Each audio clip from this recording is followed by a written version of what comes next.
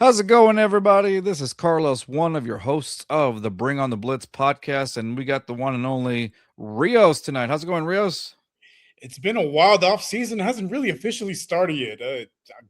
I got all day long. Just been getting alerts about all the stuff that's happening in the NFL right now. Oh yeah, it's been a busy couple of days since the week started, dude, and it's only Tuesday. Like it's been a busy couple of days. And of course, we got the one and only Poppy, who is what? He's here. Yes, he exists. He's not AI. He is back from Japan. He's back from hanging out with Japan. Punch. Japan was crazy. Japan was crazy. Yeah, no, yeah. Did you bring Tell back us all about it right now? Trip of a lifetime. Trip of a lifetime for sure. Yeah. How's Punch? How's Punch? Did you have fun? Yeah, it's fantastic. Dude, let's keep the story going, bro. I would recommend it. I would recommend it, honestly. You recommend it, yeah? Yeah. Okay. All right. Yeah. You suck. All right. Right. You're fired. Get him out of here. You're fired. Yeah. You know what? Let's Rios, you and I have done the show by ourselves. Let's just keep no, I'm kidding, brother. All right, back to our topics. All right, so we're gonna be discussing some Texans news that came out recently, some big trades that they did. And we'll talk about what our initial reactions were to those trades. How does it affect the Texans season moving forward? What are some expectations that we're going to see from Houston based on the types of trades and acquisitions that they got? And of course, we're continuing our draft needs. So today we're going to be talking about the Arizona Cardinals. We also had some breaking news today, especially of a release of one of their veteran players. Stick around and we'll talk about it after the intro. Hit it. Tell them bring on the blitz. 20 number dogs on miss. Fourth down the flick of the wrist. And we go for the wrist. Jumping and racing and fist. We'll call us and Poppy and Rios and bring on the blitz. 20 number dogs on miss. Fourth down the flick of the wrist. And we go for the wrist. Jumping and racing and fist. We'll call us and Poppy and Rios and bring on the blitz. All right, as we were saying, so the Texans have officially acquired David Montgomery from the Detroit Lions. It was said that David Montgomery wasn't too thrilled with the amount of reps he was getting. And so he looks like they were both mutually interested in finding a trade partner for David Montgomery. And so lo and behold, the Texans announced yesterday. It started off with the news at first that Titus Howard, their right guard, but very versatile player. Even though he was a right guard, you never knew what position he was playing because he was moved all the way around. Yeah. He played wide receiver if you needed him to. That's how versatile this guy was. Not really. That would have been fun to see, by the way, if that was the case. But no. I'd rather see him as a punt returner. Yeah, right. They were better at putting him on defense. He's good at taking the ball from his own quarterback. So he was traded. He was traded off to the Cleveland Browns, and the Texans are trying to save some money off of the cap, and so they traded Titus Howard, and he immediately signed a 3-year, if I'm not mistaken, $63 million deal with the Cleveland Browns. And I mean, at first, I think the news kind of like, wow, this is for an organization that's having trouble with the offensive line, you just got rid of one guy who has been pretty consistent, and not only that, versatile in the line. So, and by the way, this was one of those guys that was still around from the Bill O'Brien era. So I do want to hear what you guys thought of Titus Howard being traded off to the Cleveland Browns. Necessary, not necessary? What do you guys think? I'll start off with you, Rios. What do you think, bud? I think pretty necessary. Just based off of Titus Howard's own comments himself, when they asked him, I can't remember if it was a Houston station or a Cleveland one that asked him, but he said he kind of saw the writing on the wall. They want to get younger and they want to free up some space, and he is one of their biggest cap hits, so it definitely helps them save money and get a little bit younger at the position because you got a lot of young guys on the line. Ursary's going to second year. Really, the only real veteran is Ingram. If they re-sign him. Yeah. He'd be the only real veteran on that line. He's still in his 20s and still fairly inexpensive compared to Titus, who is now making $21 million a season, which is pretty high. And this team has a lot of holes, so I get the move. Yeah. So before I go to you, Poppy, just to give context, the Texans also traded Juice Scruggs, a 2026 fourth round pick, and a 2027 seventh round pick. And of course, this basically ends the Joe Mixon era in Houston. So your thoughts first on the Titus Howard move, and then what do you think about the ending the Joe Mixon era? Oh, okay. You just disappear. Oh, okay. I don't know. You just asked a question. Well, I mean, with the whole Titus Howard, I mean, like you said, I was like going for a more younger, cheaper option in the draft. Hopefully, oh, there he goes. My bad connection. Yeah, I was a little bit taken aback because like I feel like he's been the most consistent O-line that we've had. Obviously, like the most experience. I don't believe he allowed any sacks this year, even though the whole O-line was atrocious. He was probably like the only silver lining you can look at. I mean, he didn't have like amazing games every single time, but I mean, when you compare him to the rest of the O-line, he was probably the saving grace. So, most consistent. And for a fifth rounder, I thought it was interesting because then we send a fourth rounder to Detroit for a running back and Juice, obviously, for a running back that they obviously don't need over there. And since they got Jameer, they've been splitting carries for the last couple of years. And obviously Jameer had a amazing season this year. Shout out to him for winning me fantasy this year. But obviously next year he's gonna have the complete offensive load. They figure Montgomery was a surplus at the running back position. How he ended up in the Texans, it's interesting, man, because that's already two offensive linemen that you are dishing out for 28-year-old running back, soon to be 29 this year. Well, I think Juice Scruggs probably wasn't going to make this roster anyway. I think so too. For the majority of the season, he wasn't making the roster. Yeah, this was like year 3 for him, and year 3, I believe. Yeah, year 3, and then nothing was really happening with him. So I think you could argue nothing was really happening with the whole O-line to begin with. So yeah, I feel like it was interesting. Obviously, they seem to be planning on adjusting the O-line through the draft. I mean, you never know. Obviously, they don't want to pay the O-lines crazy amounts, so I doubt that there's going to be a big trade for any big free agents out there. But I feel like all things considered, the Joe Mixon era ended obviously last year, the beginning of the season, right? Because in the offseason last season, basically been over for a year now. Yeah, no, like I mean, the Texans decided to be as transparent as the Astros are with their injuries. So like, who is Joe Mixon? we're basically in limbo for all the season, wondering like, oh, is he gonna come back? Like can Nick Chubb just hold it down while we wait for Joe to come back? And obviously that never happened. Woody Marks having the season he had, I mean, he's good as a rookie, but he's not like as dependable as that guy that you want, when you need that 1-2 yard first down or touchdown, right? Like when Stellar, right? Like, when you're at the goal line and your only option is hand the ball over to Woody Marks, I mean, you're basically crossing all of your fingers, right? Yeah, you're holding your breath. He's not your true running back one. Like, he's a good part of a committee, but as far as being running back one, he's I mean, he's very good in the passing game too, right? So I feel like Montgomery in on paper makes sense because you want that, rough running back that's going to find the hole and actually get you the yards that you need. It's just interesting how, Titus Howard and then Juice and a fifth round there. I'm just like, what are we really trying to? Were there any other options out there? I'm not sure. Well, but I'm glad.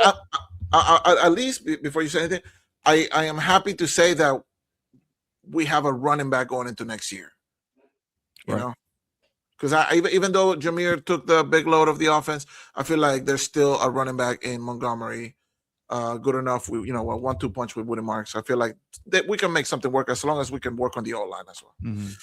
No, what I was gonna say was what I saw from Aaron Wilson. He tweeted that I think yesterday. So they do have plans as far as the free agent, as far as like the offensive line. They plan on spending big. They even talks moving Ursary to right tackle and going after a left tackle, which if they want to splash and get the center from Baltimore and then Trent Williams left tackle. I mean, yeah, imagine having Trent Williams from the 49ers over at left tackle and then having having how do you call it, the center from the Ravens like there. That's a pretty good O-line right there, because Ursary would take in full time at the right tackle position, wouldn't he? Mm-hmm. Yeah. And so even now you have those bases covered, but and that's the thing. Remember, we talked about it last season that we felt that the Texans weren't too aggressive solidifying an offensive line last season, and it came back to haunt them. Was the O-line better? Did it progress? Yes, it did from the previous season, but then again, you could only get higher from what it was at one point. Well, they changed the coaching, right? They changed the coaching last year, and that's what kind of gave us hope that things were gonna be better this year, but obviously they still struggle. Yeah, and even then, let's just say hypothetically they do go for Trent Williams, which would be dream scenario. Mm-hmm. They're going for the center from Ravens, and then you got your draft picks, right? Texans are going in at 28. You could either I still think you still get somebody from the offensive line at that point, even if you do that just to solidify it. But you could also go for a defensive tackle. Those are like your two main areas of need. Yeah. At that point, if you go, let's just say at draft 28, let's say if you solidify your offensive line, let's just say with solid offensive line players, such as like the ones we just named, defensive tackle position, if you go to the 28th pick, there's a guy, Peter Woods from Clemson, who basically is one of the consensus to add to the interior pressure and would go like right alongside with Will Anderson and Danielle Hunter. And that guy had a phenomenal season at Clemson as well. So that's if you go with a D tackle position at the 28th pick, one of the ones that I would pick. And let's say they go day 2, let's just say that they move over like to get a center. With Juice Scruggs being gone, there's a guy named Heck from FSU, or even if I don't know if he'll fall down this low, but Emmanuel Prignon from Oregon, they're high on the board if they do decide to go for day 2 for the Texans as far as for a center. Like if they were to pick the tackle position first on the 28th pick, and then I think on the second pick, I would say if they go for center. If again, to me that would be a scenario if they fix the O-line during the free agency as opposed to waiting for the draft. No, I agree. I think that more than likely center and tackle they're going to address in free agency, and then with the draft pick, probably a guard or a defensive tackle.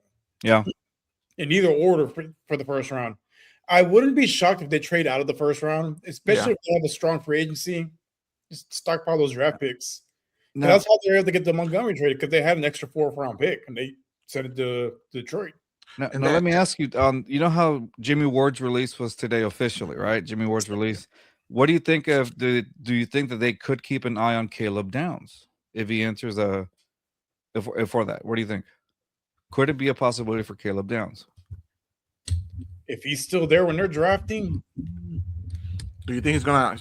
I don't drop think down low. I think he falls to 28. Yeah. I don't think he falls to 28. I think, and honestly, I don't even see the Texans being so aggressive in the draft that they'll trade up to get a guy like that. No, who has all the intangibles and everything, super athletic. But I think it all really depends what happens in free agency, and that's my biggest fear as a fan is that we're making the moves now.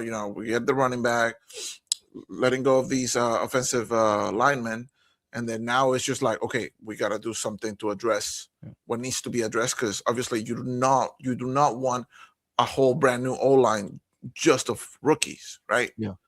So you do have to make some moves, and I'm just waiting patiently to see what comes up. I feel like if we can address those moves, I feel like D tackle is a safe option. We'll love another safety slash corner. Yeah, would be good. The defense, the defensive line, it's not my biggest worry. I just want the offense to be addressed because the defense, even with the secondary as somewhat shaky as it was last year, we're still pretty damn good. Yeah. So to me, it's just addressing what we've been needing to address for the past 2-3 years is the offensive line and the offense as a whole. By the way, I was talking about Tyler Lindenbaum. Sorry, from the Ravens. That's the name because I kept saying the center for the Ravens. So Tyler Lindenbaum. It's okay. There's only like 5,000 players, so it's Like hard to keep track of everybody. How dare you not remember number 4,398?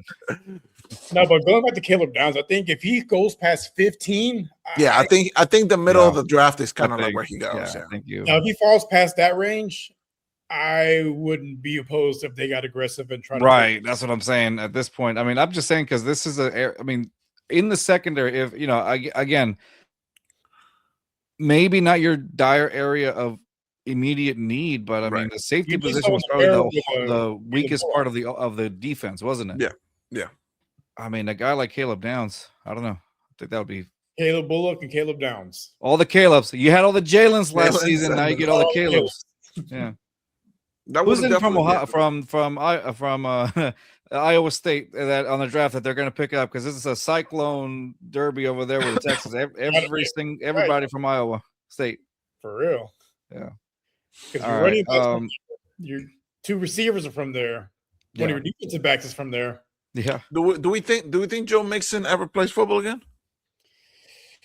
Ooh. I mean, the fact that how it was being addressed, like it seemed like how was it being addressed? Career ending. It almost seemed like I don't know. Yeah, I hope he does. Like for his own seem sake. like it was addressed at all last year. Yeah, but even at the end, like towards the end, like Nick Caserio, like right before they started, I feel like they started making these moves.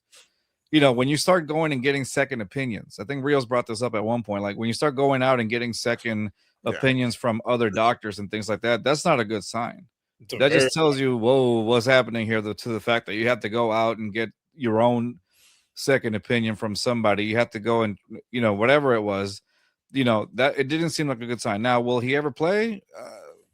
I hope for his own sake, but I think it was the right call for the Texans not to, kind of wait and see and then just address the situation. It's a shame. It's definitely a shame just because of how good he was in that first when he first came in. Sorry, my wire fell. We're good. I thought the Undertaker just came in. Oh yeah, the Undertaker's right here. No, he's too busy running AAA right now. Which is crazy, by the way. It is. We're not going to talk about that. Yeah. No, it's a shame. It's a shame for Joe Mixon. I feel like he was like almost like a perfect fit. Yeah.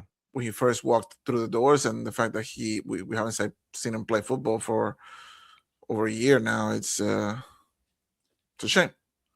I honestly think this offense would have been a lot more different without. With Joe Mixon. I felt like this offense was dynamic, almost tailored for him to really thrive in. Yeah.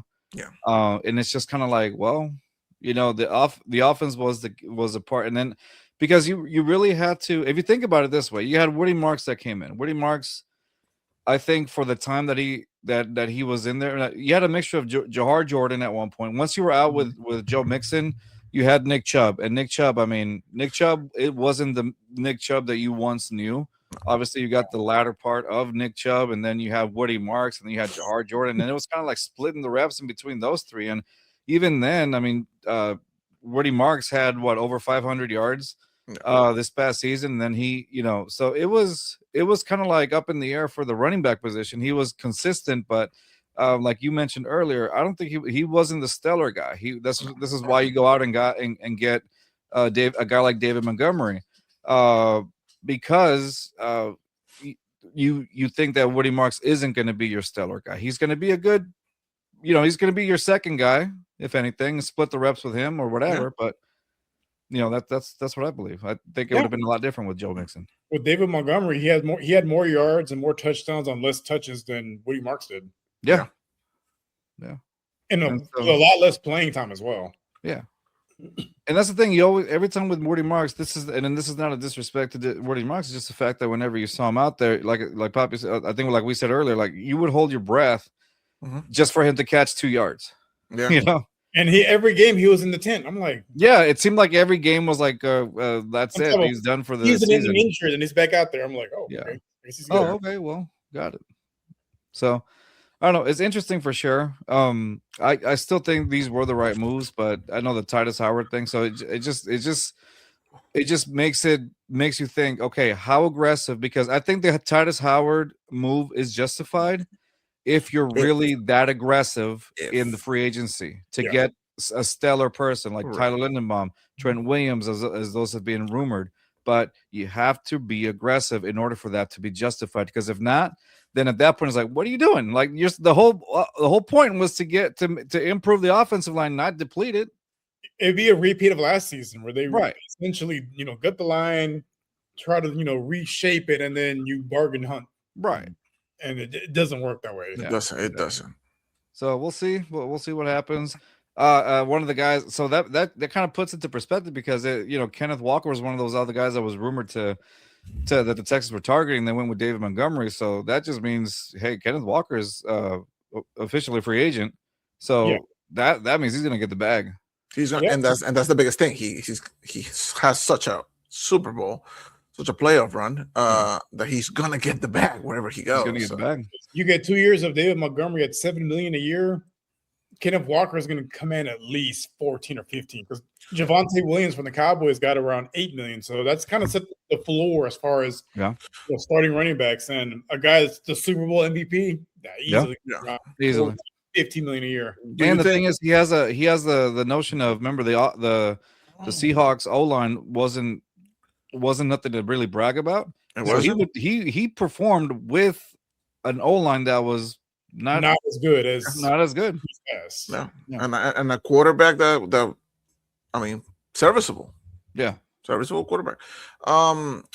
What do we think? Because Montgomery is under contract till 2027, like through 2027. What do we think a good season for him looks like in order for him to stay with us that second year? I think at least if it's similar numbers to this season, 700 plus yards, double-digit touchdowns.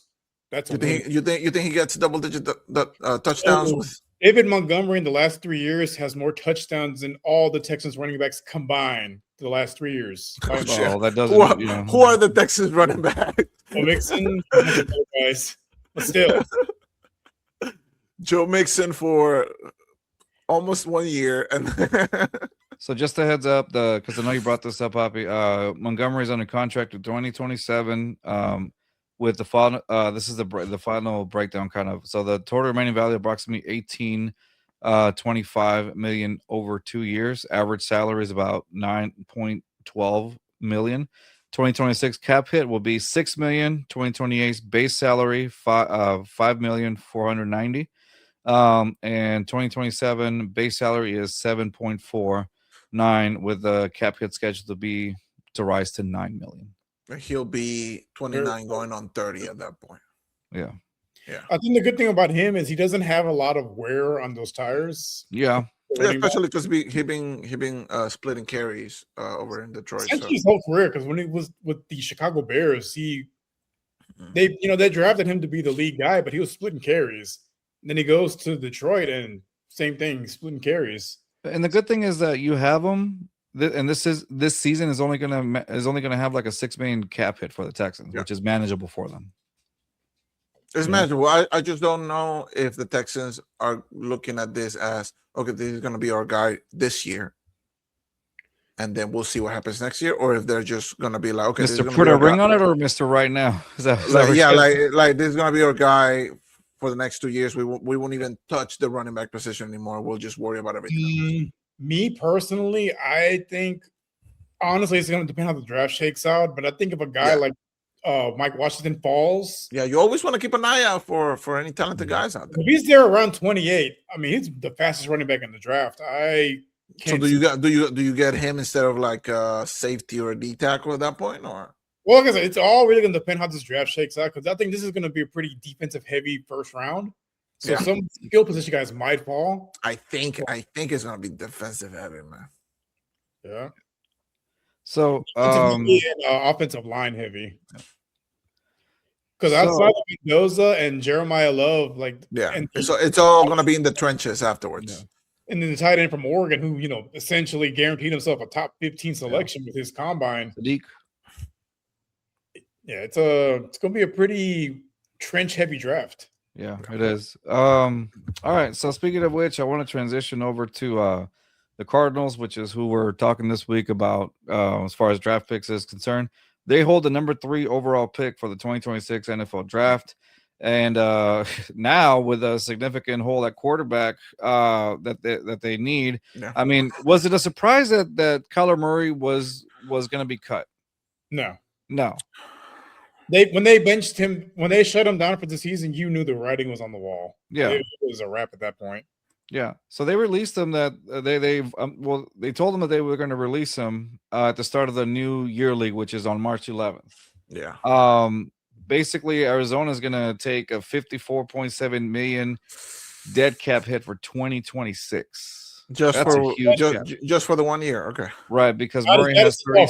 Yeah, because Murray has $36.8 million in guarantees remaining, and he's expected to sign with his next team for like the veteran minimum. So, okay. The current QB room basically consists with Jacoby Brissett and Keaton Slovis. Brissett is obviously the bridge option rather than obviously a long-term starter. Obviously. Yeah. So now, if you're Arizona, I mean, what do you do? Do you go for a quarterback in the free agency? I mean, what's out there? And I mean, at number 3, you have a spot. You can go for Jeremiah Love. That's a spot that I'm thinking if you want to go running back, because as you mentioned, after Mendoza, there's really, what do you have? So my pick would be, if they go for running back to get something going, maybe they take Jeremiah Love. That's an option. I want to hear what you boys have to say. So, Rios, what do you think about the Cardinals? What do you think? Do you think they might take a running back, or do you think that would be in the good position to take Jeremiah Love? That's the best running back at the draft right now. What do you think? Their problem is they have so many holes. Yeah. Where do you even begin? You have a hole at quarterback. You have a hole at running back because you can't count on James Conner to stay healthy. And Trey Benson's starting to look like a first-round bust. From there, I mean, you got holes in the offensive line, on the defensive side of the ball. But if I'm picking at number 3, I'd look for a way to trade down, try to stockpile some more draft picks because you have a lot of stress. But if you stay pat, I think they probably go for one of the tackles that's projected to go in the top 5, either Francis, how do you pronounce his last name? Malioga, whatever. Francis Mugoya from Miami, or Spencer Fano from Utah. 2 of the top-rated tackles in the draft. Yeah. Poppy, what do you think? What do you think Arizona could do? Do you think they would stick at 3? And if so, what do you think they get? If not, then what do you think? Arizona is in such a weird spot. Now that they don't have a quarterback, obviously. I'm gonna be honest with you. I'm less concerned about what Arizona might do. As if anything, I'm more concerned as to who takes on Kyler Murray. That's gonna be interesting. But I would say, unless they can get something really big for that third pick, right?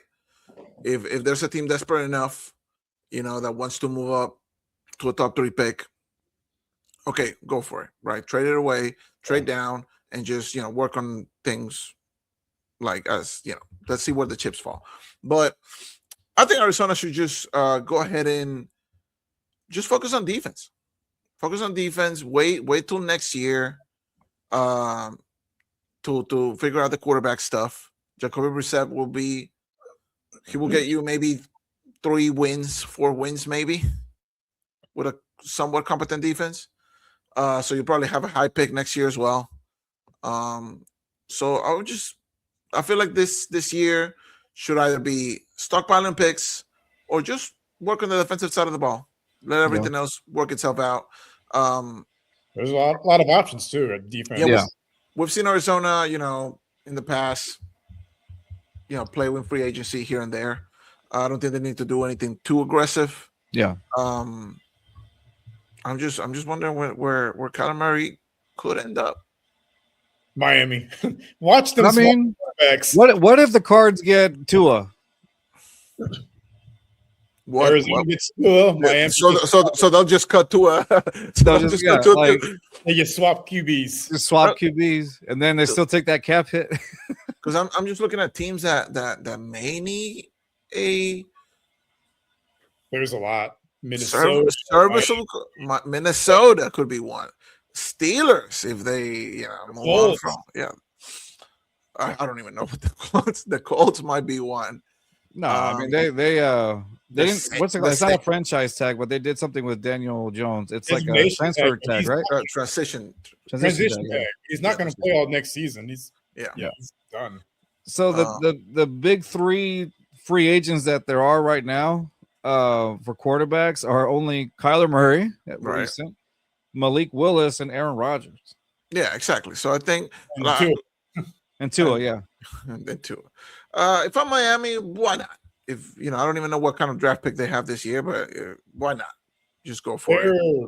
Top 15, I think. Kenny Pickett, not Daniel Jones, but Russell Wilson and Marcus Mariota. Huh? Like if I'm the Jets, maybe. Zach Wilson. If I'm the Jets, maybe I'll take one of those guys. Or the Browns, because they don't have enough quarterbacks. They could spare quarterbacks. The Browns. Here's Deshaun. Here's here's Gabriel. Here's Dylan Gabriel. Here's Sanders. Like you have a plethora of quarterbacks right behind you. Yeah, I don't know, man. The quarterback roulette is always fun to me. Right. The quarterback roulette is always fun. Yeah. Just to see how, I would die to see Miami just move on fully from Tua and then they're going to cut him. Yeah, just fully from that and then just start the rebuild completely from scratch. I feel like I think the smart thing to do, like Rio said, would be to trade down and get stock up on picks. I think that would be a smart idea. But they could. I think I say they stay at 3, and I'm just kind of spitballing here. I think they stay at 3 and then they go for Jeremiah Love. That's what I'm thinking. Is it the right thing? When I'm mute, probably not.